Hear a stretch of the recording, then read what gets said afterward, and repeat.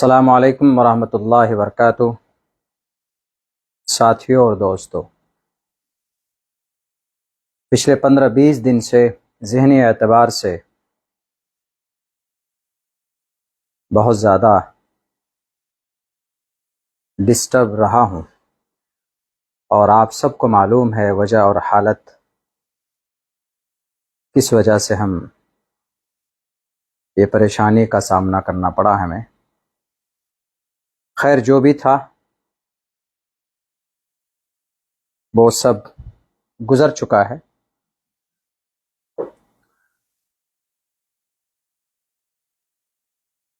और ये कुछ बातें आपके सामने लेकर हाजिर हुआ हूँ। चाह नहीं रहा था मैंने अब सोच लिया था कि अब मुझे कुछ बोलना नहीं है, कुछ कहना नहीं है। जिसको अपना सब कुछ माना, पीछे से उन्होंने ही वार किया, तो इसीलिए अब कुछ नहीं रह सकता, किससे गिला और शिकवा करें। लेकिन कुछ बातें आज प्रेस कॉन्फ्रेंस के ज़रिए से बिहार के सूबाई सदर जनाब अख्तरुल इमान साहब ने पेश की। उनका जवाब देना बहुत ज़रूरी है और उनसे सवाल भी करूँगा। उन्होंने सफाई पेश की है, उनका हक है, कर सकते हैं, और वो अपने पार्टी के तईं अपनी बात रख सकते हैं। मगर हम भी उनकी सफाई में और उनकी बातों में जो कमी कोताही है, मैं वो लोगों के सामने रखना चाहता हूँ। मजलिस इत्तेहादुल मुस्लिमीन, इसमें कोई शक नहीं है कि बिहार में सन 2020 के अंदर यहाँ के लोगों ने उसको कामयाब किया, यहाँ के आवाम ने उसको हाथों हाथ लिया। उन्होंने अपने प्रेस कॉन्फ्रेंस में एक बात ये कही कि जो लायकमंद थे, टिकट के हकदार थे, जो सीट निकाल सकते हैं, हमने उनको टिकट दिया। उनमें से एक बात बीच में मेरे ताल्लुक से कही गई कि अब्दुल्ला साहब इलेक्शन नहीं लड़ पाएंगे और शायद हम उनको टिकट देते तो क्या होता। अख्तरुल इमान साहब, अगर मेरी यह हालत हुई है, मेरा नॉमिनेशन कैंसिल हुआ है, तो उसका जिम्मेदार भी आप हैं। बोलिए कैसे? पिछले 3-4 महीने से मुस्तकिल तौर पर आपसे राब्ता किया जा रहा है कि आप मुझे टिकट देंगे। जब करीब वक्त आया तब भी आपसे कहा गया कि आप टिकट देंगे, तो आप एक ही बात बोलते थे, सर्वे कराएंगे, टिकट सब्र कीजिए, सर्वे के बाद फैसला आएगा। कोई फैसला लेना गलत है, उससे पहले हम लोग इस उम्मीद में रहे कि चलिए। आखिर में जब बिल्कुल करीब का वक्त आया तो आपसे लोगों ने मजीद बड़ी तादाद में उलमा, हुफ्फाज, कुर्रा, आवाम, दानिश्वर, सब ने आपसे राब्ता किया। आपके पास टीमें गई कि अख्तरुल इमान साहब, मौलाना अब्दुल्ला का टिकट उनको मिलेगा कि नहीं मिलेगा। हाँ हाँ, सब्र रखिए, सब्र रखिए। आपने फाइनल भी बात नहीं कही और आपने मना भी नहीं किया। तो लोगों को एक उम्मीद लगी, लोगों को एक ऐसा हुआ कि हाँ भाई, हमने भी सोचा कि मुझे मिलेगा। और जब बिल्कुल करीब का वक्त आया, नॉमिनेशन का डेट जब करीब आया, नोटिफिकेशन जारी हो गया 13 तारीख को, हमने अनार कटाया। इस उम्मीद के साथ हमने फॉर्म तभी भराना हमने शुरू किया, अपने वकील को कह के हमारा फॉर्म भरा गया, रखा हुआ कि हमें टिकट लेकर आएंगे, सिर्फ असेंबल लगाना और नॉमिनेशन हम दाखिल करेंगे। तब भी आपसे कहा गया, लेकिन आपने तब भी उसको डिस्क्लोज नहीं किया। अख्तरुल इमान साहब, आपका हक है, आप टिकट जिसको दीजिए, आपका हक है। आप गरीब को दीजिए, अमीर को दीजिए, फकीर को दीजिए, कार्यकर्ता को दीजिए, वह आपका अधिकार है। लेकिन एक बात यह बताइए कि जब टिकट में देरी हुई, हमारा फॉर्म मुकम्मल रेडी था, हमारे पेपर रेडी थे, सब कुछ, कि हम टिकट लेकर आएंगे, टिकट का सिंबल लगाएंगे, हम वहां पर दाखिल करेंगे। मेरा कैंसिल कैसे हुआ? नॉमिनेशन हमने दिया निर्दलीय से, और भाग 1 भाग 2 भाग 1 भरा जाता है, पार्टी का कैंडिडेट होता है, भाग 2 भरा जाता है, निर्दलीय का होता है। हमने पहले का जो फॉर्म हमारा भरा था, टिकट वाला फॉर्म, वो हमने सबमिट किया, उसके साथ फॉर्म 2 भी, भाग 2 भी भर दिया था। जिम्मेदार कौन बना बताइए? आपकी उम्मीद पर आप मुजरिम हैं, सरासर मुजरिम हैं। आप ये बोलते हैं, आप ये कहते हैं कि जो हकदार होगा उसी को, तो 5 महीना पहले 6 महीना पहले ऐलान करके आप उनको कहिए कि आपको टिकट दिया जाएगा। आप तैयारी कीजिए, वाजे कीजिए। अगर कोई 10 कैंडिडेट हैं तो 10 को बुलाइए और कहिए कि हमने सर्वे करा लिया है, हमने तहकीक करा ली है, फला आदमी इस लायक नहीं है कि वो जीत पाएंगे, आप और मजीद मेहनत कीजिए, आपके अंदर ये कमी, आपके अंदर ये कमी। अगर क़यादत की बात करते हैं तो पहले से प्लानिंग होगी आपकी। ऐन वक्त में क्यों आप दूसरों का सहारा लेते हैं, ऐन वक्त में फैसला करते हैं और आप दुहाई देते हैं कि आरजेडी और जदयू वाले तो अभी ऐलान नहीं किया, हम कैसे करेंगे। अगर आप उसी की दुहाई देते हैं, उसी का उदाहरण देते हैं, तो फिर आप पार्टी अलग से किस लिए हुए। जब आप उसी के नक्शे कदम पर चलना चाहते हैं तो फिर क्या मतलब हो गया मजलिस इत्तेहादुल मुस्लिमीन का। आसान और क्लियर कर सकते हैं आप। क्या आपके सामने में मेरे लोग नहीं पहुंचे, क्या मैं नहीं पहुंचा जिस दिन कसम खिला रहे थे आप। पहली बात तो यह कसम खिलाना, शरीयत के नाम पर आप सियासत करते, क्या यह गलत नहीं है। आप अपनी सियासत के लिए शरीयत का इस्तेमाल करते हैं। क्या अगर कोई कसम खा लिया तो पूरी जिंदगी आपका नौकर बनकर रहेगा। क्या पूरी जिंदगी आपके लिए सिर्फ कुर्सियां बिछाएगा, पूरी जिंदगी आपके लिए सिर्फ कार्यकर्ता बनकर रहेगा। कसम खिलाकर बांधना चाहते हैं आप। पहली बात तो आपका यह अमल बिल्कुल सरासर गलत है, गलत है। हमने किया वह हमारी नादानी थी। हमने सिर्फ इस उम्मीद पे कर लिया कि चलो हमें टिकट मिलेगा। उसके बावजूद भी हम गए किशनगंज, हमने कहा कि अख्तर साहब जरा ये बताइए हमारे नाम का है या नहीं, हमें बता दीजिए, हम चले जाएंगे। बताइए, हमने ये बात आपके सामने बोला कि नहीं बोला। आप बोले कि मौलाना सर्वे चल रहा। कौन सा सर्वे है भाई। उस दिन आपने सर्वे रिपोर्ट हमें दिखाया कि सर्वे के अंदर में सरफराज साहब नंबर 1 पे चल रहे हैं। मेहनत हम करें, सर्वे सरफराज का कीजिएगा। मेहनत कार्यकर्ता करेगा, आप किसी और का सर्वे कराइएगा। आपने बोला कि सर्वे के अंदर में आपके बाद में फलां साहब का नाम है, तो हमने कहा कि फिर क्या डिसीजन है। उसी दिन बोलते आप कि सर्वे में फलां साहब का नाम है। मौलाना आप इस बार रुक जाइए। एक जिम्मेदारी वाली बात यह होती, आपकी कायदाना बात यह होती, लेकिन आपने चूंकि खयानत की, आपने चूंकि दजल से काम लिया, आपने घेर कर रखा। आपने क्या कहा, अच्छा फिर और सर्वे करा रहे हैं। आखिर कौन सा कितना ऐसा सर्वे है भाई। दूसरी बात, आपने यह कहा कि मौलाना सक्षम नहीं है। बताइए जरा, अख्तरुल ईमान साहब अमोर में, किशनगंज में हमारे जो कि हाट के 3 मुखिया, उनमें से 2 प्रेजेंट मुखिया थे, एक डीलर और एक समिति। ये लोग जाकर आपको नहीं बोले कि अख्तरुल ईमान साहब अगर आपको लगता है कि अब्दुल्ला सालिम कमजोर है तो आप सिर्फ चेहरा उसका होगा और हम लोग उनके साथ खड़े हैं। जो अखराजात हैं पार्टी के, जो भी अखराजात हैं, 10, 15, 20, 25 जो भी अखराजात हैं, हम देने के लिए तैयार हैं। 3 मुखिया, बल्कि 4 मुखिया, एक समिति, एक बिजनेसमैन आपके पास नहीं पहुंचे। एक दिन नहीं, कम से कम 4-5 दफा आपके पास पहुंचे, मेरी बात को लेकर पहुंचे। वो लोग अपने से गए,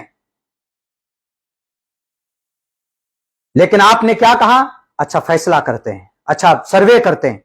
आपको उसी दिन बोलना था। आपसे 2 महीना पहले, गालिबन 2 या 2.5 महीना पहले, मैं इस्तीफानामा लिखकर आपके पास गया था। मैंने कहा कि सर ऐसा है, मुझे इलेक्शन समझ में नहीं आ रहा है, हमको ऐसा लग रहा है कि आपने किसी और को कैंडिडेट बना दिया, अब ये मेरा इस्तीफानामा कबूल कर लीजिए, मैं अपना रास्ता देख लूंगा। बोला कि नहीं बोला आपको किशनगंज में अख्तरुल ईमान साहब। लेकिन आपने क्या कहा कि मौलाना आपका इस्तीफानामा कबूल नहीं है, सब्र रखिए, आखिर वक्त अब हम सर्वे करा रहे हैं, उसका फैसला जल्दी आएगा। आपको उसी दिन मना करना चाहिए। आपने उसी दिन कैंडिडेट बना लिया था जिस दिन वह शख्स ज्वाइन किया था। बहरकैफ हम नहीं जाना चाहते इन बातों में, लेकिन आपका यह इल्जाम, यह आरोप सरासर गलत है, गलत है। अगर 5 कैंडिडेट कहीं से होता है तो उनमें से जो सक्षम है, आपको मालूम होना चाहिए। आप किशनगंज में रहते हैं और सीमांचल के अंदर कौन कितने पानी में है, माली एतबार से और कम्युनिकेशन के एतबार से कौन कितने मजबूत है, स्ट्रांग है, आप पता कर लीजिए और आपको तभी 1 महीना पहले बोल दीजिए, दिक्कत भी नहीं होगी। यह कसम खिलाकर ढोंग रचाने की क्या जरूरत है। अभी आप बैठ करके फलां साहब इतने वोट लाए, फलां साहब इतने वोट लाए, सर्वे में उसका नाम नहीं आया, तो मंजूर इंजीनियर मंजूर कारड़िया का नाम सर्वे में कैसे आ गया। वो तो अभी तक कांग्रेस का आदमी है, अभी तक आपका पार्टी ज्वाइन नहीं किया। जरा बताइए। आदिल हसन आजाद साहब बलरामपुर से लड़ रहे हैं, सर्वे में नाम आ गया उसका। एक भी दिन वो बंदा, वो शख्स किसी पूरे ब्लॉक का इंतजार सर्वे नहीं घुमा नहीं है। जो आदमी वहां पर इंजीनियर मुअज्जम या क्या नाम है उस साहिब का, उन्होंने काम किया है पूरे 1.5-2 साल तक तकरीबन। आपने क्या कहा उनको? यही कहा होगा कि तैयारी कीजिए, ऐन वक्त में आपने उसको काट दिया। कोढ़ा से पासवान साहब दलित समाज में आते हैं ना, सीमांचल कारवान इंसाफ में साथ था वो आदमी, मैंने देखा था, इस उम्मीद से आया था कि वो लड़ेगा। आपने गालिबन उनको उम्मीद भी दिलाई थी, लेकिन अभी वो बेचारा रो रहा है, आपने टिकट नहीं दिया उनको। एक दलित आदमी क्या सोचेगा आपके बारे में? अपनी जुबान पर, अपने एतमाद पर कायम रहिए और कायदाना किरदार अदा कीजिए। ये दूसरों की तरह झूठ बोलना, ये दूसरों की तरफ मक्र में घुमा करके, फरेब के जाल में फंसा करके सियासत नहीं होती है जनाब, कयादत नहीं होती। तो मेरा फॉर्म जो कैंसिल हुआ, मेरी पूरी तैयारी थी मजलिस इत्तेहादुल मुस्लिमीन के प्लेटफॉर्म से लड़ने की, और वो फॉर्म मेरा रेडी था, कहीं पर कोई कमी नहीं थी। रही बात यह कि हमने आजाद उम्मीदवार से नॉमिनेशन दायर किया, मेरे दिल में इतना नहीं था, क्योंकि मेरा बनाया हुआ घर उजड़ गया, इसलिए हमने ज्यादा ध्यान नहीं दिया, वो बैरकैफ वो हो गया। लेकिन अगर सिंबल होता तो 100% हम कामयाब होते। और फिर आप आखिर दिन तक लटकाते हैं, आज देते हैं कल देते हैं। अरे जिसको देना 2 महीना पहले कीजिए। किसको दिया आपने? कार्यकर्ता कौन है? कोचा धामन के सरवर साहब कार्यकर्ता हैं, बहादुरगंज के कैंडिडेट कार्यकर्ता हैं आपके, ठाकुरगंज के कैंडिडेट कार्यकर्ता हैं आपके, किशनगंज के जो कैंडिडेट है बेचारा इसहाक साहब, वसाइल के एतबार से कमजोर जरूर है, लेकिन हिम्मत और हौसले के एतबार से आपके मौजूदा कैंडिडेट ये अभी आए हैं इलेक्शन लड़ने के लिए, लेकिन वो लोग आपके साथ 11 साल से जुड़े हुए थे।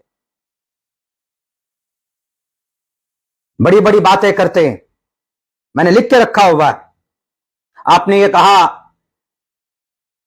कि आप कस्में खिलाते हैं, कस्में किया, वादा किया, आप ब्लैकमेल करते हैं। आप ब्लैकमेल करने के लिए आपने ये बनाया था। आपको कस्में उनको खिलाना चाहिए था जो आपका कैंडिडेट है। क्यों नहीं खाया कस्में आपका? यहां के हमारे जो कि हमारे अररिया के इंजीनियर साहब, क्यों नहीं कस्में खिलाया आपने उनको? आदिल साहब क्या कैंडिडेट नहीं? क्या वो खुदा है, फरिश्ता है? वो कभी छोड़कर नहीं जा सकता। पहले और पार्टी में था, MIM में। सियासी लोगों का एतबार होता है। क्या आप हजरत जिब्राइल अमीन है? क्या आप नूरी मखलूक हैं? आपसे गुनाह नहीं हो सकता?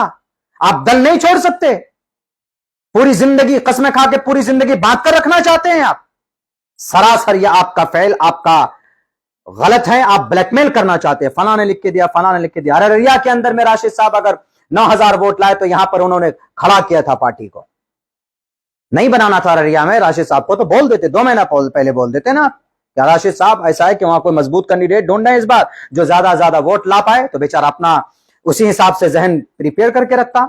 हर 10 दिन के अंदर अंदर यहां जाओ वहां दौड़ो, टिकट हो रहा है कि नहीं हो रहा, इधर उधर, ये सारी चीजें बंद कीजिए। दूसरी बात यह है, हमारे लोग गए थे पूरी तैयारी के साथ आपके पास कि जो खर्च अखराजात होगा सर बता दीजिए, हम तैयार हैं। लेकिन आपने, अच्छा आप एक बात ही हो, आप ये भी कि आपसे सवाल किया गया, आपसे लोगों ने कहा कि जरा ये बताइए कि पार्टी फंड में, मैं भी जानता हूं, मैंने जस्टिफाई किया, मैंने आज तक आप पर आरोप नहीं लगाया। पार्टी फंड में खर्च होता है, मैं मानता हूं। पार्टी चलाने के लिए, पार्टी ऑफिस को चलाने के लिए कुछ वर्कर होते हैं, कुछ चीजें होती है, यकीनन पैसा खर्चा होता है। लेकिन पार्टी भी तो खर्चा करती है ना। सपोज दैट अभी बैरिस्टर साहब आएंगे, आपने क्या कहा प्रेस कॉन्फ्रेंस में, 1 करोड़ में बात भी है, तो कौन देगा ये पैसा? अगर हम आवाम ही देंगे, कैंडिडेट देगा, तो फिर पार्टी का झंडा उठाने का क्या मतलब? कैंडिडेट बेचारा खर्चा भी करेगा, कैंडिडेट बेचारा रैली को भी कामयाब करेगा, और कैंडिडेट बेचारा पार्टी फंड में चंदा भी देगा। तो फिर जनाब जो राष्ट्रीय अध्यक्ष हैं, जो जिम्मेदार हैं मेन, वो हेलीकॉप्टर में भी घूमेगा तो वह खर्चा अगर वर्कर ही देगा, तो फिर आपकी क्या जरूरत, पार्टी की क्या जरूरत कि पार्टियां खर्चा नहीं देती? कैंडिडेट को क्या सैंबल देने के बाद में उनको फंडिंग नहीं करती? इलेक्शन कमीशन के गाइडलाइन के हिसाब से जो खर्च देने के लायक है वो नहीं देती? देते हैं आप? नहीं देते हैं। तो फिर आपका झंडा और आपका इस तरह की बातें, तो फिर क्या फायदा आपके झंडा उठाने का लोगों को? जब सब काम आवामी करेंगे तो फिर बैरिस्टर साहब को हैदराबाद से यहां पर आकर उनको प्रचार करने की क्या जरूरत? बोलने की अगर जरूरत है कि नहीं, बोलने वाला चाहिए तो अल्हम्दुलिल्लाह एक तरफ खड़ा हो जाइए और एक तरफ इस नाचीज को खड़ा कर दीजिए। जहां तक कभी उम्मीद है कि कहीं पर भी ये नाचीज कम नजर नहीं आएगा आपको बोलने में। और सीमांचल की धरती पर एक से एक बोलने वाले आज भी मौजूद हैं। कौम के तई हमदर्दी अगर वफादारी है तो ईमानदारी से कीजिए, जाब्ते से कीजिए। आज भी आज लोग तैयार हैं। लोगों ने देखा कि बहुत अच्छी बातें चल रही है, कयादत की बात चल रही है। जनाब आप तो 5 कैंडिडेट को टिकट बांटने में आपकी कयादत फेल हो गई। आपको यह करना चाहिए था कि 2 महीना पहले बुलाते आप, पांचों को बैठकर बात करते कि देखिए फलां साहब ज्यादा बेहतर हैं, आप में से किसी एक को कैंडिडेट बनना है, फलां साहब पार्टी की सर्वे के अंदर है। पार्टी सर्वे आप पता नहीं, आप सर्वे लास्ट तक लेकर जाते हैं, यह जाब्ता नहीं होता है। और दूसरी पार्टी का उदाहरण देते हैं आप, आरजेडी से देते हैं, कांग्रेस का देते हैं। वो अपने ही मजबूत पुराने कार्यकर्ता में से किसी एक को चुनता है। 10 साल से मेहनत कर रहा, उसमें से किसी एक को चुन लिया। 22 के अंदर में अब्दुल सुभान साहब पुराने हैं, उनको चुना गया है। और जनाब वहां देख लीजिए आप, आपके कोचाधामन के अंदर में एक बड़ा लीडर आया है, आरजेडी ने उसको चुना है। लेकिन यह है कम्युनिकेशन, समझौता, बातचीत, तसल्ली, यह होती है। 5-5, 6-6 लोग रहते हैं हर जगह पर, मानता हूं मैं, लेकिन पार्टी की जिम्मेदारी बनती है, आला कमान की जिम्मेदारी बनती है, जो सदर होता है उसकी जिम्मेदारी बैठती है कि बैठ करके समझाएं, वीडियो ना बनाएं। ये वीडियो बनाकर आप लोग वर्गलाते हैं, ब्लैकमेल करते हैं।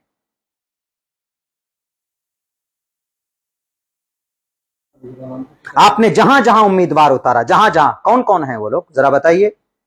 कोचाधामन में सरवर साहब कितने दिन पहले आए? किशनगंज के अंदर में वो नौजवान कितने दिन पहले आया? ठाकुरगंज के अंदर में वो कितने दिन पहले आए?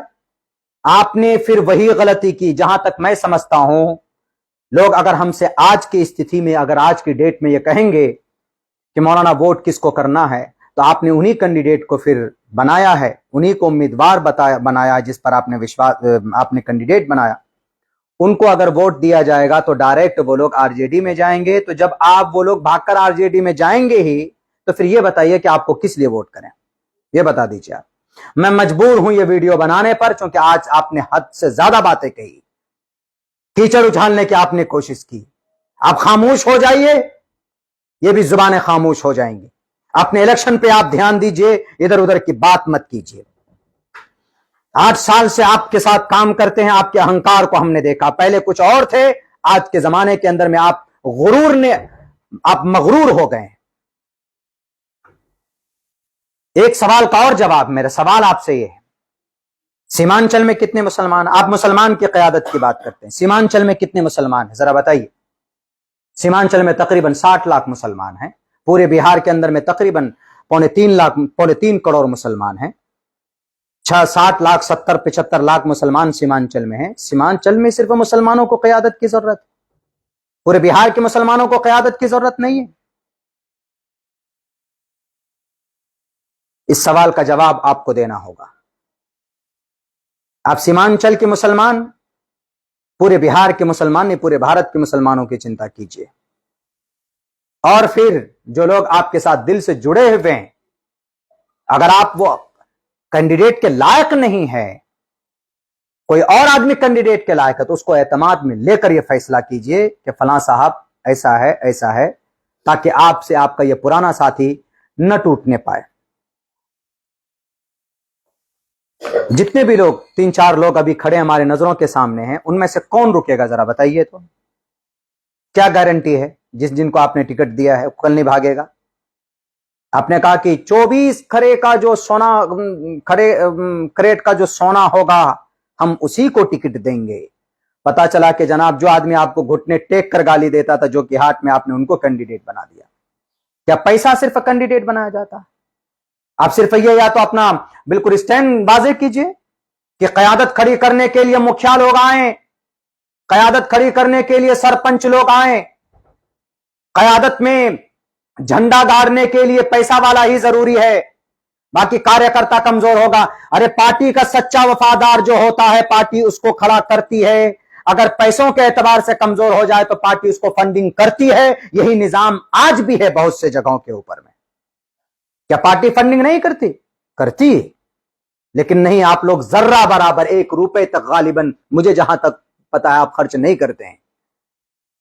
तो अच्छे लोग कहां से मिलेंगे? मैं आप पर पैसों का कोई आरोप नहीं लगा रहा हूं, मैं लगाना भी नहीं चाहता, लेकिन जो बातें आज आपने कही है प्रेस कॉन्फ्रेंस में, निहायत गलत बात कही है आपने।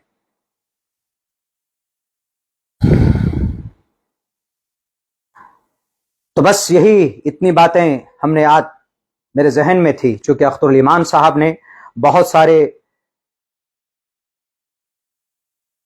एक बात और, टिकट देने में जाहिर सी बात है मन मुटाव होता है, आप भी जानते हैं इस बात को कि हम फलां साहब को टिकट देंगे तो फलां साहब का मन मुटाव होगा। आपके पास में क्या है इस बीमारी को, इस मन मुटाव को दूर करने के लिए? है कोई चीज? नहीं है। आप तो बात नहीं करते हैं।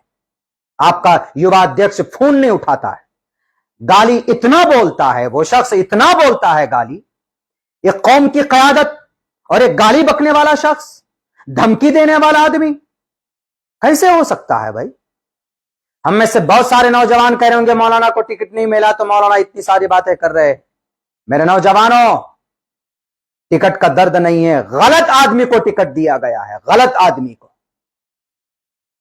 देता वो किसी कमजोर और गरीब आदमी को, ईमानदार होता, सही होता, हम कभी भी, मेरी जुबान से एक लफ्ज नहीं निकलता। सन 2020 में भी मैंने सपोर्ट किया कि नहीं किया, बगावत तब भी कर सकता था। जिस दिन अख्तरुल ईमान साहब हमको बुलाया, वहां पर अमोर के अंदर बुलाया, हमसे कहा कि मौलाना मेल मिलाप की जो बातें हो सकती थी, हमने कहा कि सर मैं आज भी आपके साथ, जिस आदमी को आपने टिकट दिया मैं कभी भी उसको समर्थन नहीं दे सकता। आप मुझे नहीं लड़ाना चाहते, कोई बात नहीं, मैं नहीं लड़ूंगा, मैंने ये बात कही है।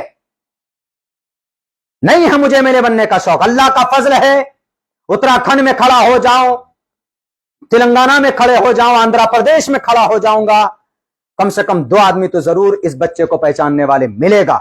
अल्लाह ने जरूर इतनी मोहब्बत दी है मुझे नहीं है शौक, लेकिन कैंडिडेट खड़ा कीजिए तो ऐसा कैंडिडेट खड़ा कीजिए जो आपके आइडियोलॉजी से मैच करता हो। जो कि हाथ के अंदर में आपने जो कैंडिडेट खड़ा किया है, क्या वो जीतेगा तो कितना दिन रुकेगा? शाहनवाज साहब तो 1.5 साल रुके थे, ये शख्स 1.5 महीना नहीं रुकेगा, ये लिख लीजिए आप। आपने सन 2020 के इतने बड़े दर्द से आपने कोई कुछ हासिल नहीं किया, किसने मजबूर किया आपको अच्छे लोगों को कैंडिडेट न बनाने पर? आप बोल रहे हैं कि किसी की मजाल हुई आरजेडी के अंदर में टिकट कटा, आरजेडी के अंदर में मजाल नहीं, समझाया गया, मनाया गया।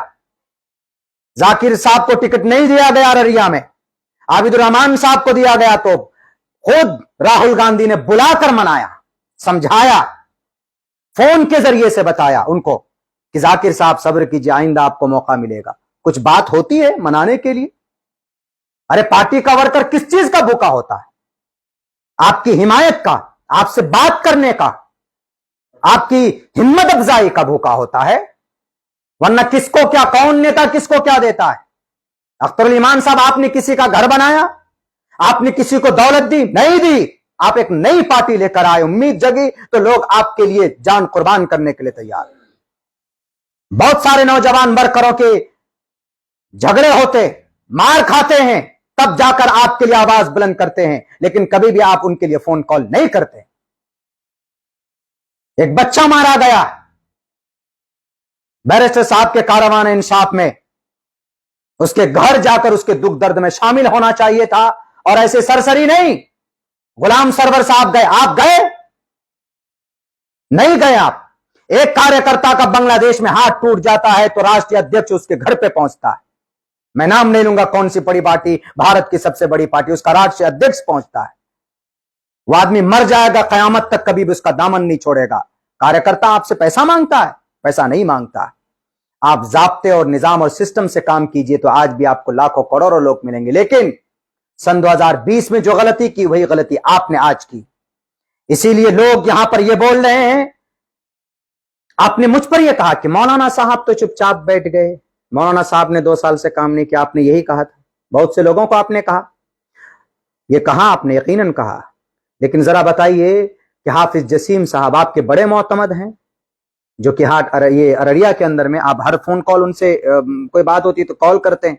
क्या हाफिज जसीम साहब ने आपको 2 साल से नहीं कहा अख्तरुल ईमान साहब कि अब्दुल्ला सालिम को जिला का अध्यक्ष या जिला की जिम्मेदारी दीजिए, वो काम करेंगे? कहा कि नहीं कहा?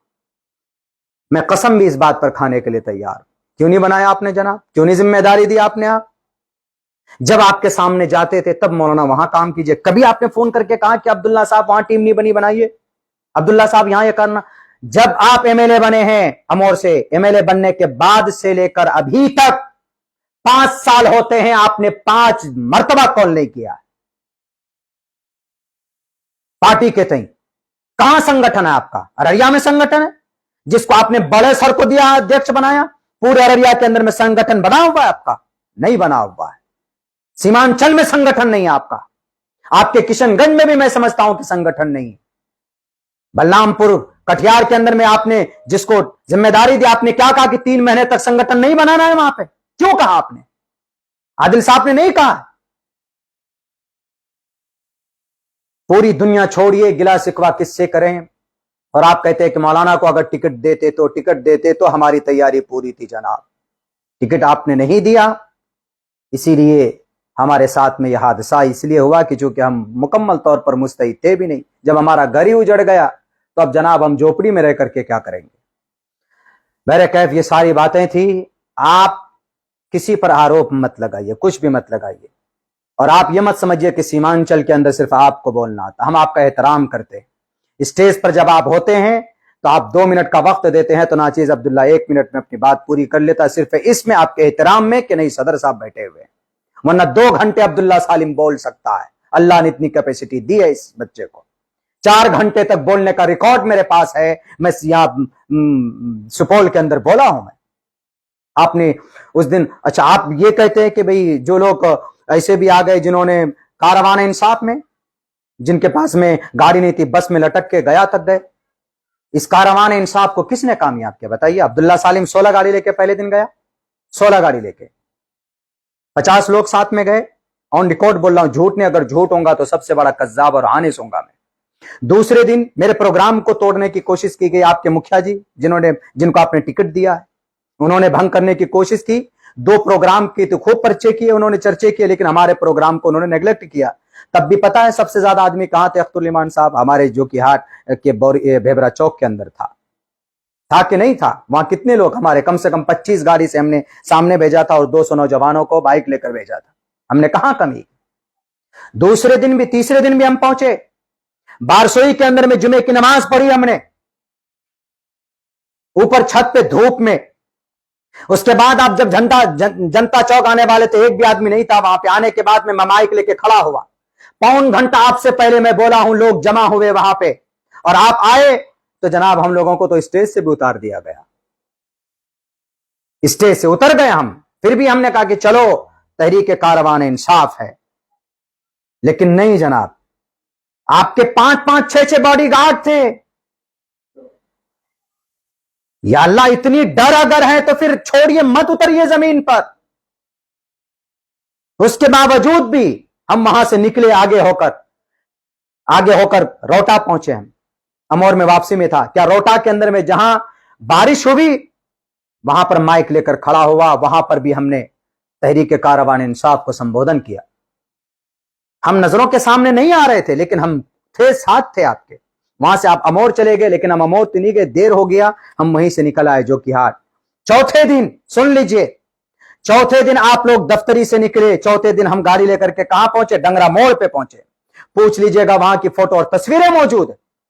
हम गाड़ी लेके पहुंचे, वहां पर हमने संबोधन किया लोगों को, लेकिन आपकी गाड़ी वहां नहीं रुकी। आप चले गए डायरेक्ट, आपके पीछे पीछे हम भागे। जाने के बाद वहां पर बलरामपुर मोड़ में अख्तरुल ईमान साहब आदिल साहब के घर पे रुके सदर साहब, तकरीबन आधे घंटे तक हम लोग धूप में तपते रहे। आप क्या समझते हैं कि लोगों की मेहनत नहीं होती, कुर्बानी नहीं होती? लोग आज भी एतमाद और विश्वास, एक उम्मीद के साथ आपको देख रहे थे। बलरामपुर गए, बलरामपुर मुड़ने के बाद बारसोई की तरफ गए, जिस घर में आपका दावा, आपकी दावत थी, उस घर में रात को स्पेशली नाचीज की भी दावत की गई थी। जनाब मौलाना मुनव्वर साहब के चचा के घर में दावत थी, मुझे भी दावत थी, लेकिन बलरामपुर मोड़ पे जैसे हम गए, वहां पर मेरी गाड़ी का एक्सीडेंट हुआ। मैंने फौरन वहां से वापसी की, मैं घर आया, उसी वक्त मैंने इश्तियाक साहब को भी मैसेज किया, आदिल साहब को भी मैसेज किया, आपको भी मैसेज किया। आपने रात को फोन किया था हमसे कि मौलाना क्या हुआ, लेकिन आदिल साहब को तो आज तक कॉल बैक भी नहीं हुआ है। वाह जनाब वाह। और आप बोलते हैं दिलो जान से मेहनत की, मशक्कत की, आपके एक एक बात पर लब्बैक कहा, कामयाबी की। अगर आपको अब भी लगता है कि नहीं जनाब ये लोग मुनाफिक हैं, ये लोग अपने मफाद के लिए आए थे, मफाद के लिए नहीं आए हम। कम से कम टिकट का बंटवारा होता है तो जो आपके बिहार में अच्छे लोग हैं उनको बिठा कीजिए, एक पार्लियामेंट्री कमेटी बनाइए। दो लोगों से पार्टी नहीं चलती, कौन डिसीजन लेता? दो लोग, और सब कौन? अरे गहरे। बड़ी बड़ी बीजेपी, आरजेडी, जदयू, कांग्रेस, इनकी भी पार्लियामेंट्री बोर्ड कार्यकारिणी समिति है कि नहीं है इनके पास? आपके पास है? कौन है बताइए? 3 शख्स के अलावा, एक शख्स तो हम समझिए कि बेचारे माजूर हैं, ज़ईफ हैं, आदिल साहब और आप हैं। आप ही दोनों मुख्तार कुल हैं। स्टेट कमेटी नहीं बनी आपकी, डिस्ट्रिक्ट कमेटी तो दूर की बात। और सुन लीजिए, आखिरी बात बोलने जा रहा, संगठन ढंग से नहीं बनाएंगे तो आप, और सही ढंग से फैसला नहीं होगा सीमांचल में, और नहीं हुआ है। आपकी पार्टी कुछ ही साल के लिए सीमांचल के अंदर है, हम नहीं, यहां के लोग आपको, जहां से पार्टी आई है, यह पार्टी को लोग वहीं पर भेज देंगे। अगर नहीं तो अभी भी बहुत वक्त है, सुधारिए अपने आप को, फैसले सही लीजिए, लोगों को जोड़िए, अच्छे लोगों को अपने साथ जोड़िए। वशाविरहुम फिल अम्र, मशवरा कीजिए, अच्छे लोगों से मशवरा कीजिए। दो लोगों से पार्टी नहीं चलती है। बड़ी बड़ी पार्टियों को लोगों ने पहुंचा दिया कैफर किरदार तक। मुस्लिम लीग का क्या हश्र हुआ? बहुजन समाज पार्टी का क्या हश्र हुआ? बैरकैफ में बोलना नहीं चाहता, इसीलिए आरोप लगाना बंद कीजिए। अगर सिर्फ ये समझते हैं कि नहीं मैं ही बोलता हूं, हमारे सामने कोई टिक नहीं सकता, तो आ जाइए किसी मैदान में, कर लेते हैं मुकाबला, देख लेंगे हम, कोई भी हो। हमने हमेशा एहतराम किया है, बैरिस्टर साहब का भी, उनके भी मंच में ज्यादा नहीं बोला हूं मैं, एहतरामन मेहमान है, हम लोग बोलते रहते हैं, लेकिन इनको मौका दिया जाए। लेकिन पार्टी को अगर मजबूती देनी है तो पार्टी को दोबारा आप गौर फिक्र कीजिए अपने फैसलों पर, आने वाले वक्त पर। नहीं तो फिर लोग उन्हीं को वोट करेंगे जिनको आपके जो विधायक हैं चुनकर जिन पार्टियों में चले जाते हैं, तो फिर आपको क्यों वोट करेंगे? उन्हीं को वोट कर देंगे। आपको वोट करते हैं, भागकर चले गए, उनको आरजेडी में चले गए तो आरजेडी को वोट कर देगा, जदयू को कर देगा, कांग्रेस को कर देगा।